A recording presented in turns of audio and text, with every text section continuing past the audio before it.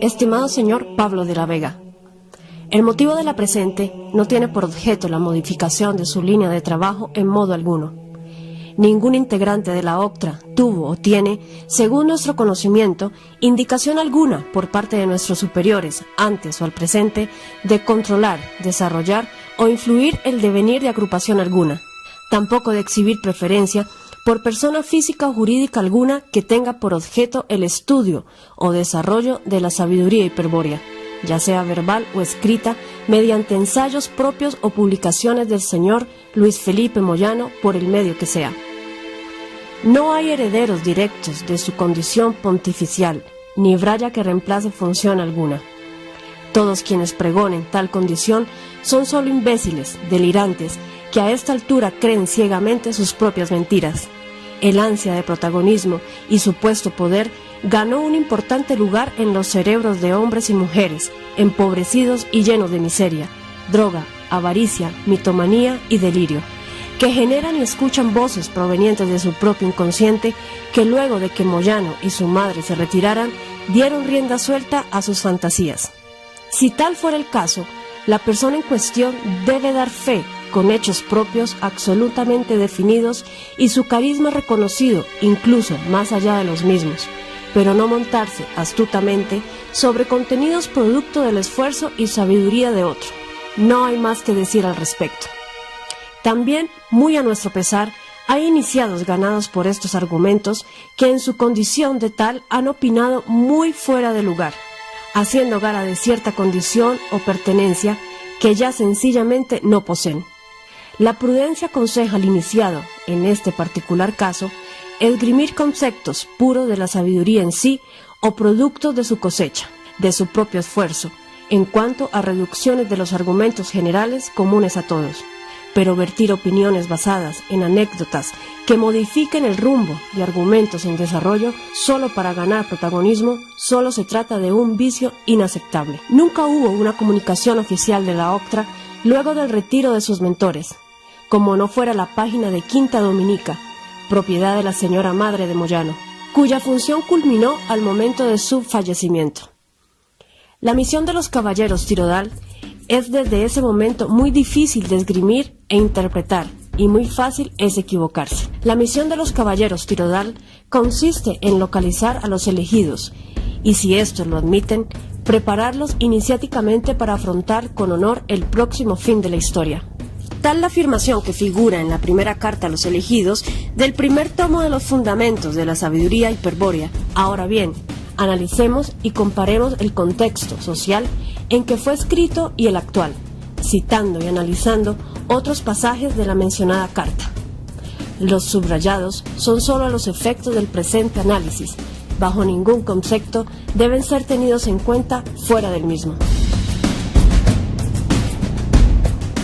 La misión de los caballeros Tirodal exige localizar a los elegidos y revelarles los fundamentos de la sabiduría hiperbórea.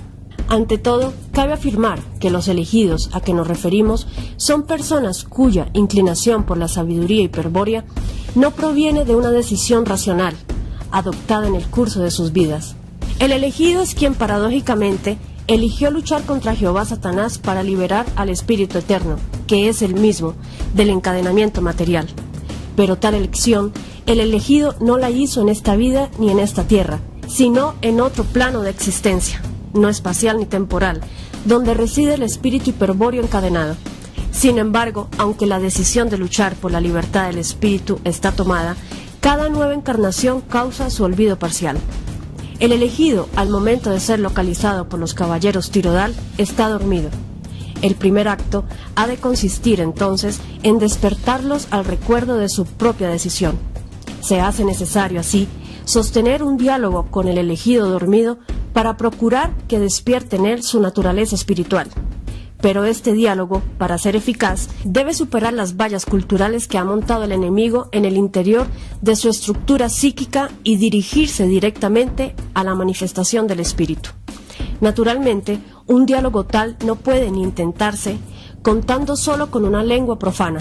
Este libro tal como se explicará más adelante, tiene por fin enseñar al elegido un método de pensamiento que permitirá comprender el significado metafísico de los conceptos expresados por los caballeros Tirodal. Por eso, previamente a la lectura de este libro, no es posible satisfacer ninguna pregunta del elegido sobre el misterio de la iniciación hiperbórea y la posibilidad de liberación espiritual. Y luego de leerlo, ello solo será posible si se lo ha comprendido y aceptado. El elegido, aunque dormido, exhibe señales inequívocas de quién es. Fundamentalmente, se trata de dos herencias, una genética y una espiritual. La herencia genética consiste en un contenido anémico de la sangre, el recuerdo del origen, que es tanto más intenso cuanto más pura es la sangre. Por eso, la sabiduría hiperbórea distingue entre pureza de sangre y pureza racial. La segunda no es una exigencia imprescindible para la iniciación hiperbórea, aunque sí lo es la primera, pues sin pureza de sangre, sin recuerdo del origen, no hay posibilidad alguna de liberación espiritual. En cuanto a la herencia espiritual, ella se manifiesta en el carácter volitivo del yo.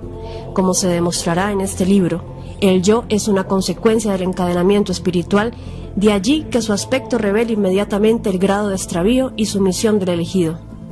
Por su dominio de la sabiduría hiperbórea, los caballeros Tirodal disponen de los métodos más perfectos para establecer si una persona es un elegido, y si es un elegido, en qué grado de extravío se encuentra y cuándo los caballeros Tirodal han determinado con precisión que una persona es un elegido y que es posible su despertar. Es entonces que se realiza la consulta a los siddhas leales, aquellos que nunca se equivocan, para que ellos confirmen o rechacen el juicio de la orden. No hay pues ningún error si un elegido es convocado para participar de la sabiduría hiperbórea. Ello significa que en dos mundos su despertar se considera posible. La precisión mencionada, párrafo subrayado, dependía completamente de la efectiva presencia de ambos, Moyano y su madre, ni mencionar la consulta a los siddhas. La seriedad, su lealtad, el honor de un iniciado deberá reflejar extrema responsabilidad en este acto. Para nada estamos diciendo que se tiene las manos atadas, pero la no presencia física del pontífice en el particular argumento, en el particular espacio de significación y contexto actual de referencia, ante la menor exposición del iniciado como proveedor de orientación, el menor descuido genera el argumento de la existencia de una pseudo-orden-agrupación que tiene lugar automáticamente por la presencia de la indeterminación material provista por la condición ritual del mismo. A este tipo de situación, estando ellos presente, se le denominaba el argumento de la contraorden. Hubo varios casos, aún luchan por subsistir. El referente orientador tiene la función de llevar al aspirante a buen puerto. Resulta que un iniciado tiene a la vista ese destino, su selbst, mas en modo alguno conoce cómo trasladarse a él. Esa es condición que otorga la segunda iniciación o pontificado, de modo que sin esta condición se genera un tránsito con destino incierto. En estos casos, termina tejiendo una telaraña pegajosa, repleta de relaciones personales que solo lo convierten, en el mejor de los casos, en un buen pastor. Es esta la razón por la cual los iniciados Tirodal, al menos los integrantes de la primera arquémona, no participan en discusiones de ningún tipo, ni comprometen la integridad de ningún elegido por sí mismo, con opiniones del todo innecesarias. Todo lo contrario, las acciones, como las que ustedes protagonizan, son saludables, efectivas y válidas, comparándolas respecto al daño que un inexperto iniciado, ávido de protagonismo, pueda causar. Hasta aquí este desarrollo contextual.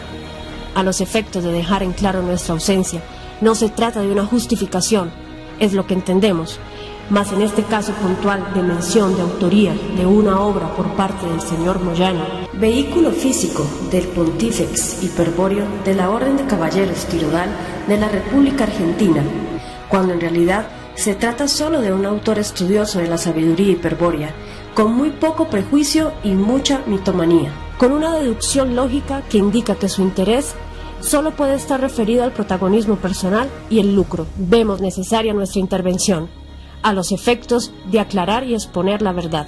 El texto Eva Perón y la Orden de Constructores Justicialistas es obra del señor Gustavo Brondino, ex elegido de la OCTRA. No hubo allí participación, ni opinión, mucho menos corrección del señor Moyano. Valga la redundancia, también aclaramos que el señor Moyano tampoco participó en la confección del texto denominado UEVAC, Unidad de Energía, Varela Arias Carlos. Ese fue un desarrollo particular del señor Luis Carlos Arias Varela, basado en la influencia del señor Moyano, tal como él mismo lo menciona en su obra. Cabe mencionar que esta obra fue escrita inclusive antes de la existencia de la OCTRA y nada tiene que ver con ella. Sin más, saludamos a usted muy atentamente. Orden de Caballeros Tirodal de la República Argentina, Primera Arquémono.